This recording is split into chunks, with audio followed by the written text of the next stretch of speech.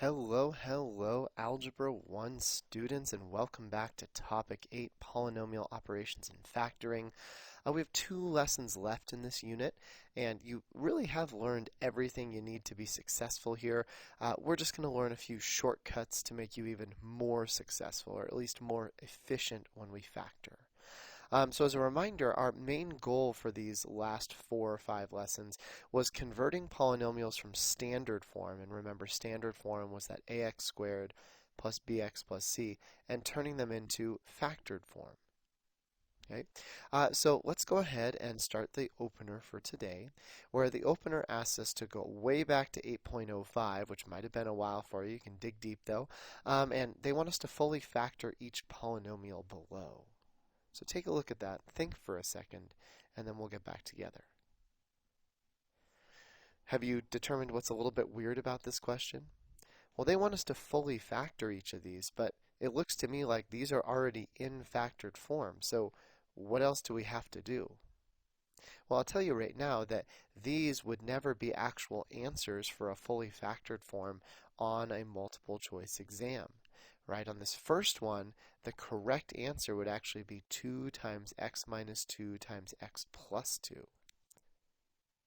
Now, are those the same? Well, they certainly are the same.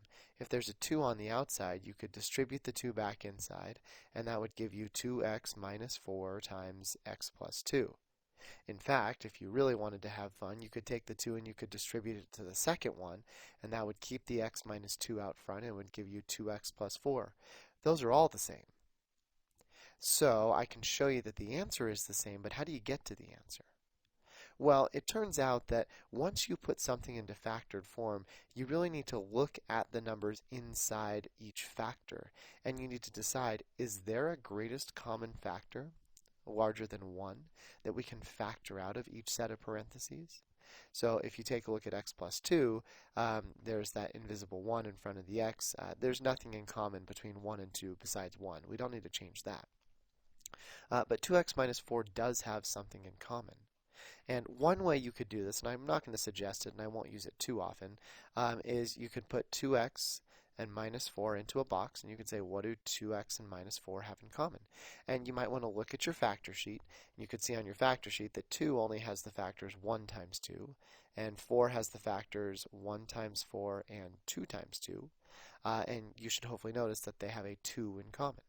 So we could say, oh, we could actually divide out a 2 from each of these, and here's the remainder. 2 times 1 is 2, 2 times negative 2 is 4. We weren't able to do anything with the x, so that stays up on top with what's left over. And so what that tells us then is that instead of 2x minus 4, it is actually 2, that's from right here, and then we have this 1x minus 2, that's from up top, and then we of course still have, sorry for all the arrows, our x plus 2. Simplifying a little bit more, no one's going to put parentheses around a single value outside. They'll just keep it there. And the 1x, the 1 is redundant or superfluous. We don't need to put that either. And this gives us our factored form. Now, realize a lot of you probably could have gotten here without doing the box method. If there's just a value, a number in common, I bet you could divide it out. In fact, let's try the next one and see if you understand. Which one of these has a common factor? Well, 4x and 1, 4 and 1 only have 1 in common. The lowest number is the highest number that you could actually take out. So if there's a 1, the largest number you can take out is 1. That doesn't help. What about 6x and negative 3? I think 3 divides nicely into both of those. So I'm going to divide out a 3 from each one. 3 times what gets you 6x? Well, 3 times 2x is 6x. And 3 times what gets you negative 3? Well, that's a negative 1, I think. And so here's our final fully factored form. Okay, looking at one more. 4x plus 6 times 12x minus 8. Well, I think 4x and 6 both have a 2 in common. 2 times 2x is 4x. 2 times 3 is 6. But then wait, I think 12x and 8 actually have a few numbers in common, right? If you write those out, 8 has 1 times 8 and 2 times 4. And 12 has, I think, 3 factors, 1 times 12, 2 times 6, and 3 times 4. It looks to me like they both have a greatest common factor of 4. I mean, they certainly each have a 2, but we want the greatest common factor. So I'm going to take a 4 out from there, and we're going to divide that 4. 4 times what is 12x? 4 times 3x, and 4 times negative 2 gets you negative 8. Okay, I put a little multiplication there. Now, we also need to realize there's actually a lot of multiplication here. It's 2 times this times 4 times this. And that's important because this would not be the answer on a test. What they would do on a test is they'd rearrange this and they'd move the 4 next to the 2 so that we can see that you can actually multiply those together. And 2 times 4 gives us 8. And so the answer you'd see on a test is 8 times 8x plus 3 times 3x minus 2.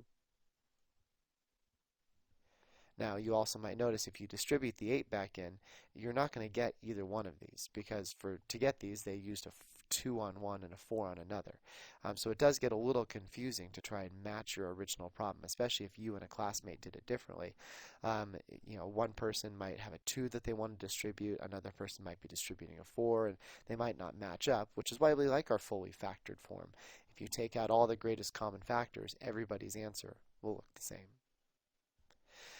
Now, we really have a couple things to do today, and a lot of it is going to be analyzing our equations in standard form.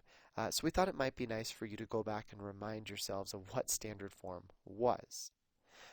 So we have a nice little lesson down below, a reminder lesson of how to write something in standard form. Okay? So to do that, we look at whatever equation or expression is given to us. There's a negative 8, a negative x squared, and a negative 6x. And we remember that standard form always takes the largest exponent, this guy, and writes it first. And then it takes the next largest exponent, which is that invisible 1 here, and then it takes the one with no exponent and writes it at the end. Our standard form for quadratics is written as ax squared plus bx plus c, where a is the number multiplying times x squared, b is the number multiplying times x, and c is the number adding or subtracting at the end. So what we're also going to have you do is identify a, b, and c.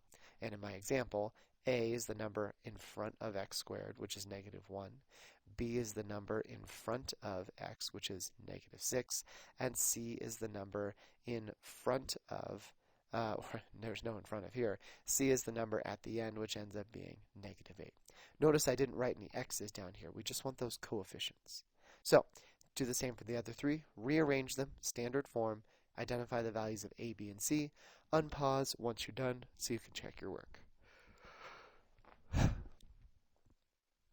Alright, so let's go through the rest of these. They go pretty quickly. So it'll be 2x squared. This positive x comes next. I'm going to put the 1 in front, then minus 1 at the end. So that means a is 2, not 2x squared, just 2. B is 1, c is negative 1. This one will have to be 4x squared with a positive 3x minus 1. A is 4, b is 3, c is negative 1. And our last one is a little bit tricky. 4x squared certainly comes first, but how many x's do you see here? Well, I see 0 x's and a minus 1 at the end. So 4x squareds, 0 x's, negative 1 for the c.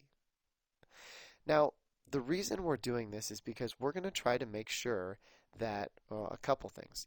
First, we want to make sure that our equation is in standard form before we try and factor it. So it's important to be able to rearrange. Second, on the next page, we're not there yet, but on the next page we're going to talk about a special case of our polynomial when a is a certain value.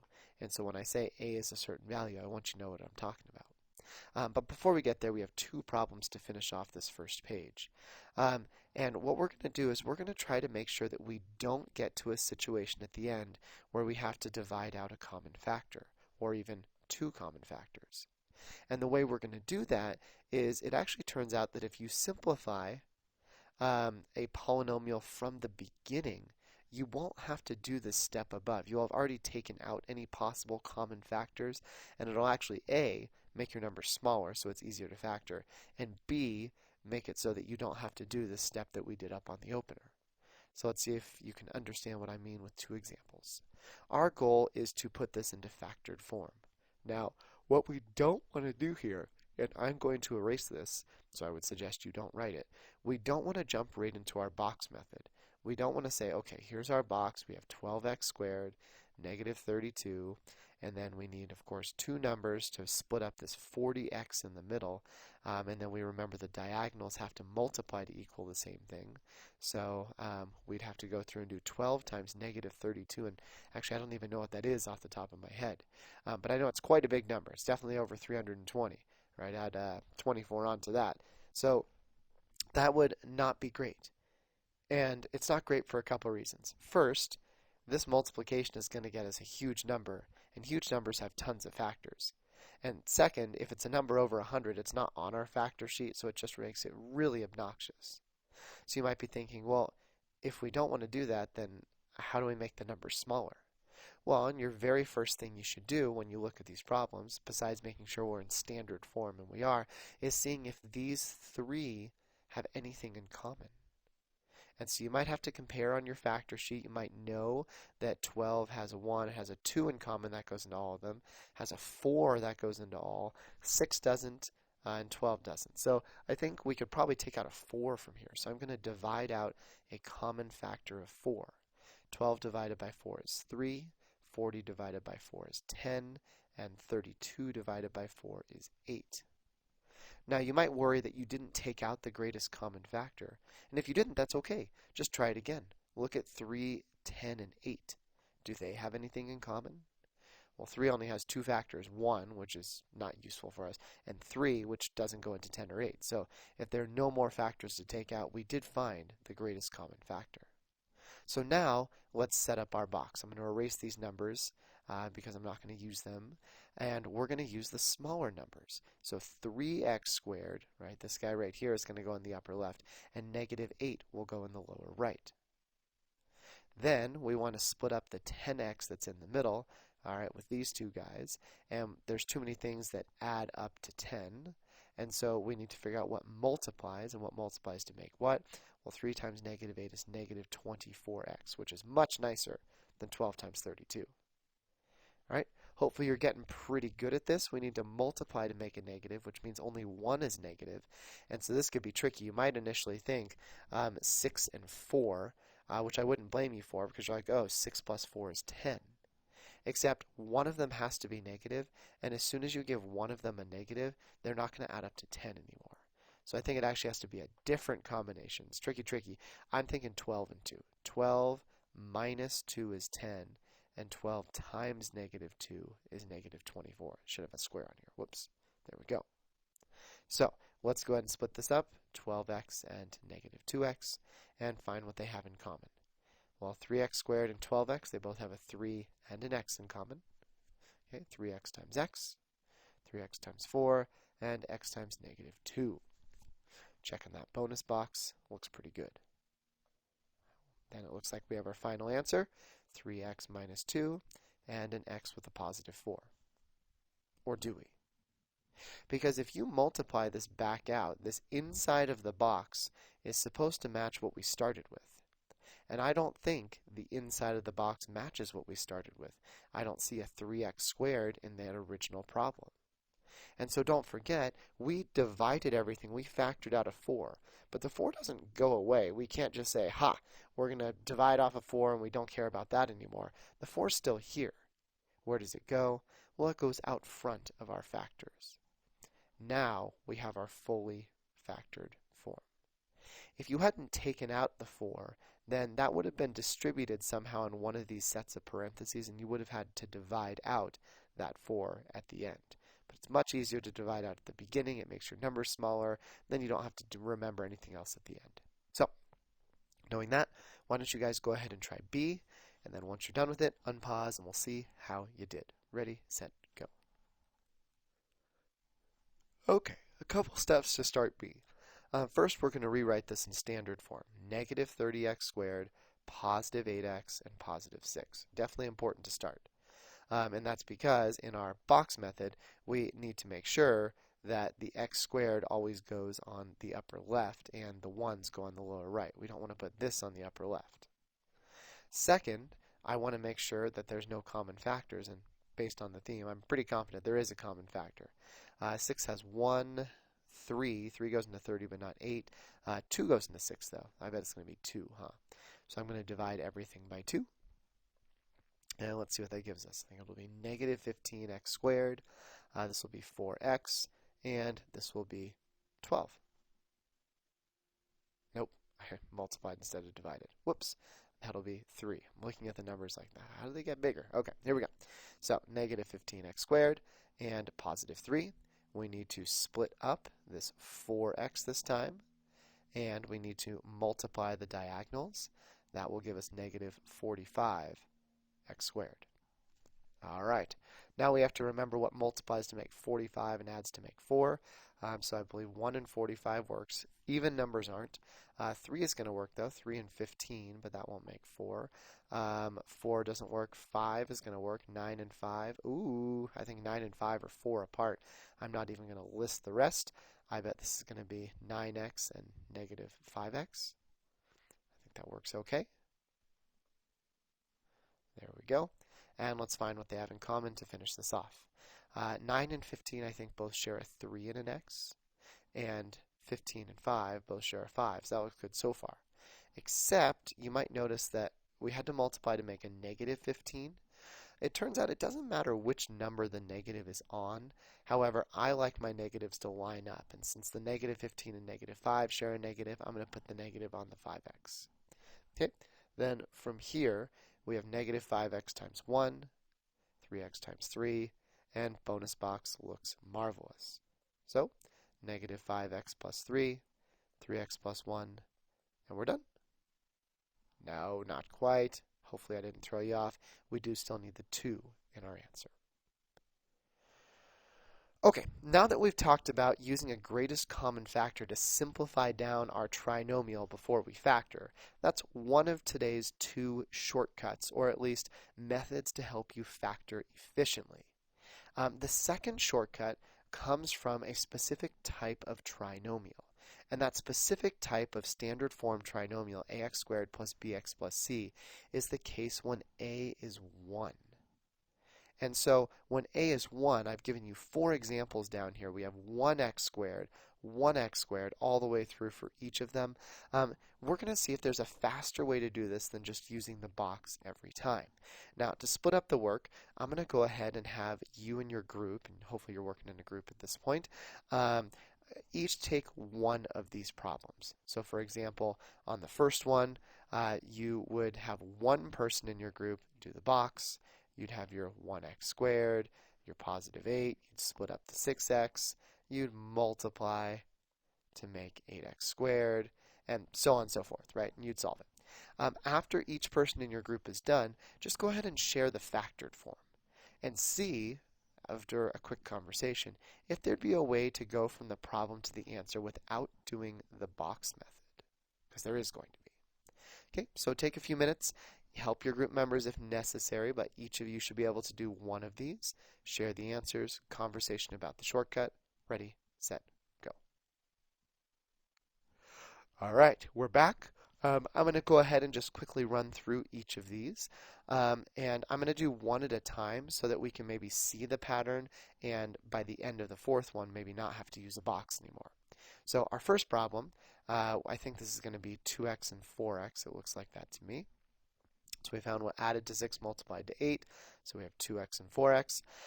Figuring out what these guys have in common with 1x squared is really easy because the most they can have is 1. So 1x squared and 2x have a 1 and an x in common. By the way, no one's going to write the 1 there. Okay, same thing. They have a 1 and an x in common. When this is 1x squared, your top left corners are always going to be x and x. X times 2, x times 4, x plus 2 times x plus 4. And we're set. Now again, the question is, could I have gotten this answer from this problem without doing the box? So if the box wasn't there, could you have still found the answer? Well, in looking at it, I actually see a 2 and a 4 in my work off on the side. Now I realize that this work kind of supports the box, but it seems like as soon as I found this 2 and this 4, that those ended up showing up in our answers. Does that always happen? I don't know. Let's see. That's first page. I don't think 12, well, let's see. 12 wasn't there. Negative 2 was there, right? But 12 was not, so that didn't help. And on the second one, Uh, 9 is nowhere to be found, and negative 5 is nowhere to be found. Oh, negative 5 is out front. But it doesn't seem like these numbers really show up the same way we did here. But to understand that, let's try another one, huh? So if we look at our next one, okay, we have our x squared, negative 12. We need to add up to split this negative 1x here, and we need to multiply to make negative 12x squared. So I think this one's going to be negative 4x and 3x, isn't it? Negative 4 plus 3 is negative 1. Yeah, there we go. And let's go ahead and find our answer. These will have an x in common and an x, negative 4, positive 3. And actually, you might even notice that the number here just matches perfectly every time. That's pretty cool.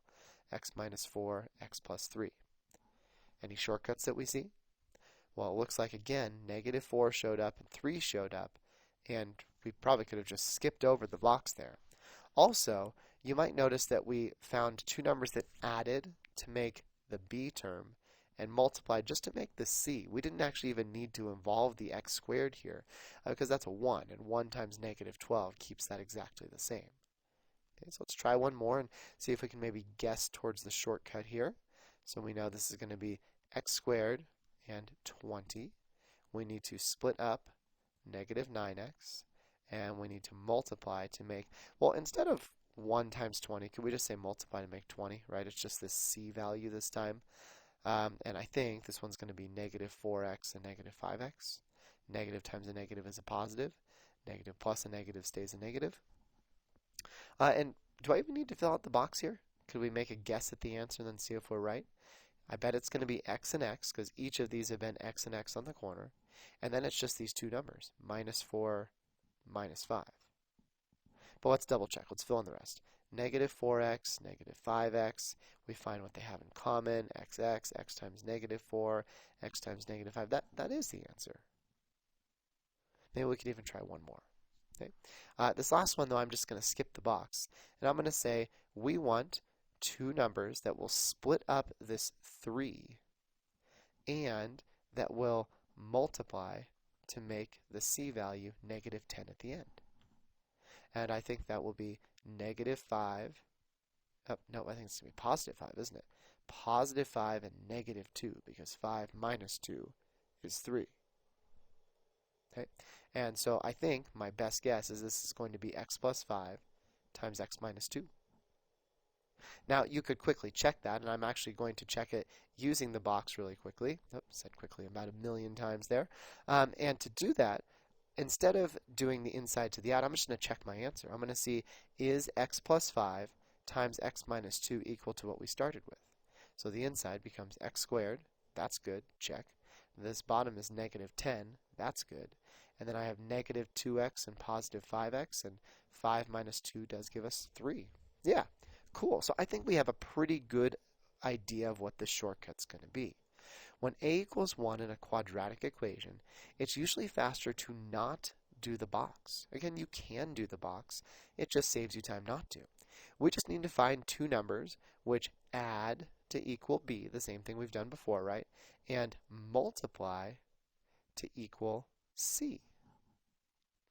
We can call those two values p and q, right? So if we find two values where you have they add up to equal the b term, so this is q plus p, and they multiply to equal the c term, that's also q and p, then those are going to be our factors. So let's try a few. We're going to factor without using the box, right? So on part A, two sets of parentheses, I'm going to go straight to the answer. Now the first thing I know is that with 1x squared, take a look at what started each set of parentheses, right? Each one was started with x times x, because that's the only way we know to make x squared. So that's got to be x and x. However, then we do still have a couple blanks here. To fill the blanks, we know, like always, we need to split up the 6x term, and then we need to multiply to equal the term at the end. Technically first times last, but it's really just the term at the end. So you can do 5x squared or just 5, whatever sounds good here. And I think to add to make 6 but multiply to make 5 doesn't have to be 1 and 5. And so we have our factored form. We know it's going to be x with a positive 1, x with a positive 5. The end. That seemed pretty quick. Why don't you guys try the other three and see if you can get through without using the box? Ready, set, go. All right, we're back. I'm going to go through and quickly do this one. You'll find that actually a large portion of the factoring problems you get will have an a of 1, which means a large portion you don't actually need to use the box on. We start with the box, though, because you can always use the box, and you can't always use this shortcut, right? The shortcut doesn't work if a is not 1. But here we go. X and x, we know that we need two numbers to add up to the b term, and they need to multiply to make the c term. I think it's going to be -2 both times. Negative times negative is a positive. Yeah, so I think our final answer is x minus 2 times x minus 2. Okay. Next one, x and x, easy enough. We know we're going to have to add up to make 5 and multiply to make -24. I think 8 and 3 is going to give it to us this time, right? 8 and 3 is 24. 8 and 3, oh, to make it 5, though, I think we need a negative here. So my answer will be x plus 8 times x minus 3. And the last one, x and x, we need to add up to make -9 and multiply to make -36. 12 and 3, does that seem right, guys? -12, positive 3. Looks pretty good here. So x minus 12, x plus 3. Just did 4 factoring problems in about a minute. Not bad at all. Okay, the last part of the learning for today is really just some practice. So I've given you 6 problems here, and I'd like you to put them all into factored form. Now, since our theme for today was not using the box and also greatest common factors, it shouldn't surprise you that there's actually only one problem that you'll probably need to use the box on. The rest you won't. Now, can you use the box on all of them? Of course you can. That's totally fine. So why don't you go through and try factoring each of these, okay? And we will get it done and check your work as soon as you finish. Ready, set, go. All right, you're back. Did you figure out which one you needed the box on? I imagine most of you would probably need the box on C. You can actually guess and check C pretty quickly too, but the rest of them, you actually don't need a box. Let's see why. So on our first one, I would probably notice that there is a 2 in common to each of them. So I'm going to factor out a 2. That's going to give me 1x squared plus 7x plus 10. And as soon as there's a 1 in front, I can skip straight to my answer. The 2 is going to stick around though, so there's a 2, and we're going to get 2 sets of parentheses. Okay? We'll need to split up the bx term, and we'll need to multiply to a times c. Okay? And I think that one's just got to be 5 and 2. But because a is 1 up here, we can just say our answer is x plus 5 times x plus 2 with the 2 out front. Ta-da! I think b is going to be pretty similar, yeah? On b, we can see that there's a 3 in common to each of them. And if we divide everything by 3, that gets me 1x squared minus 1x minus 12. So, going to my answer, 3 still on the outside, 2 sets of parentheses. We need to find what adds up to -1x and what multiplies to make -12x squared. And we actually did this one earlier, I think, didn't we? It was -4x and 3x.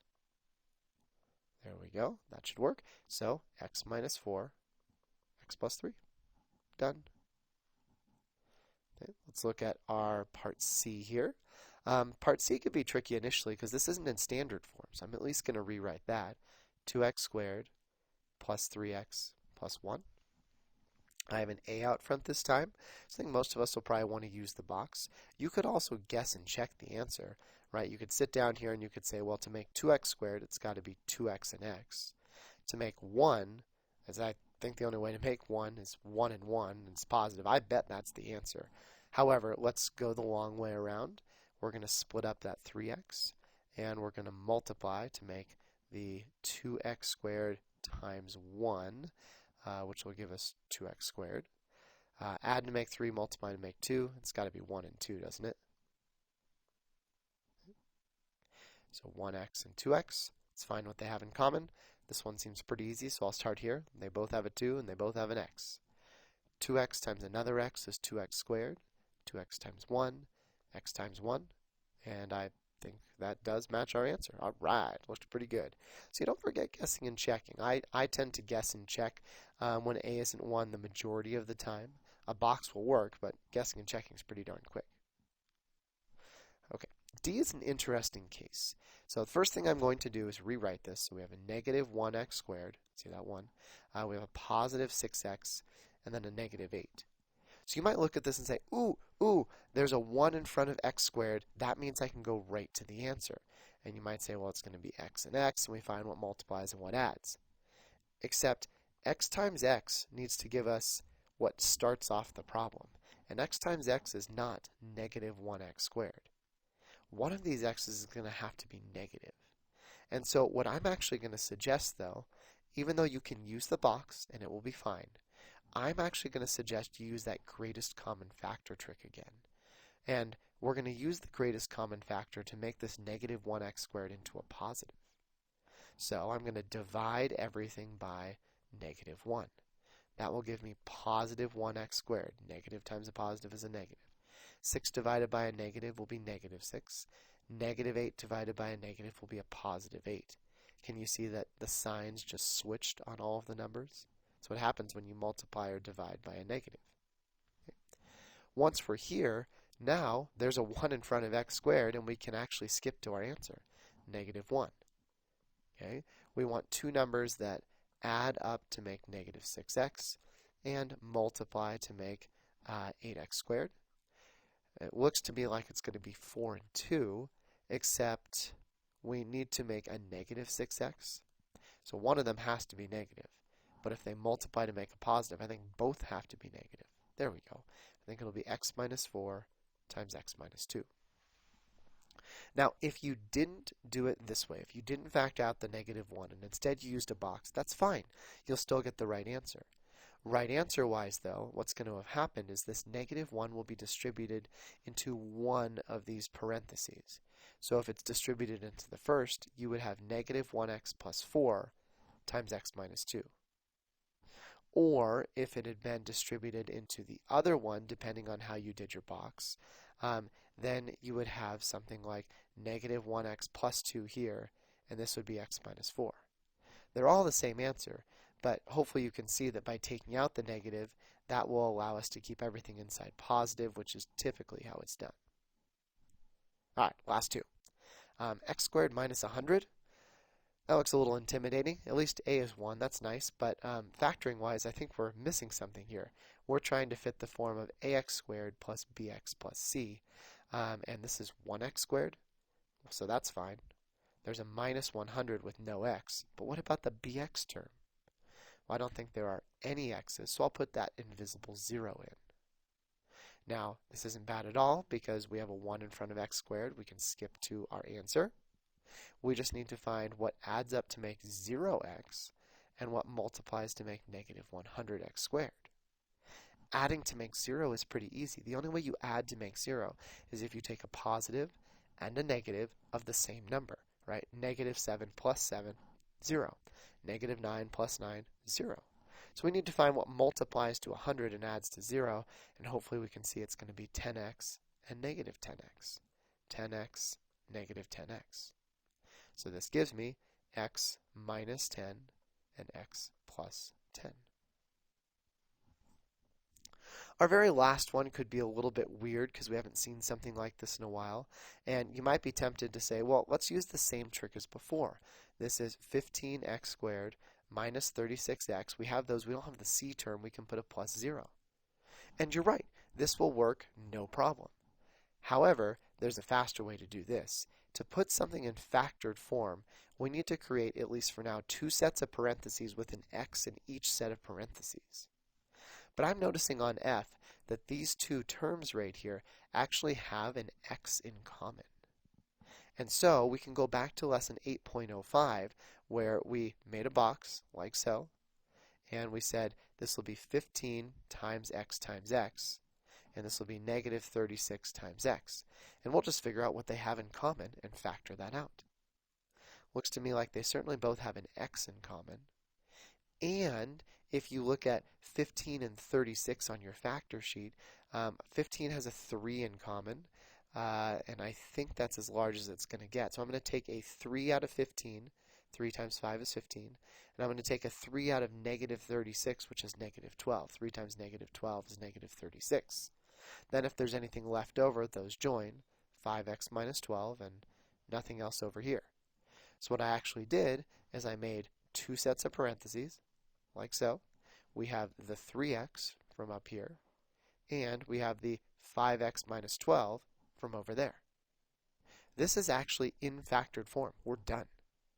Now, if you use the box, what will probably end up happening is you'll get 3x plus 0 and 5x minus 12. And that's okay. That's the same thing. That looks a little bit more like our factored form before. In fact, on an answer sheet, though, you'd probably just see the 3x by itself right out front. But you can always put those in if the parentheses make you happy, and that's that. So we've gone through, we learned some shortcuts. Notice I really only had to use a box one time.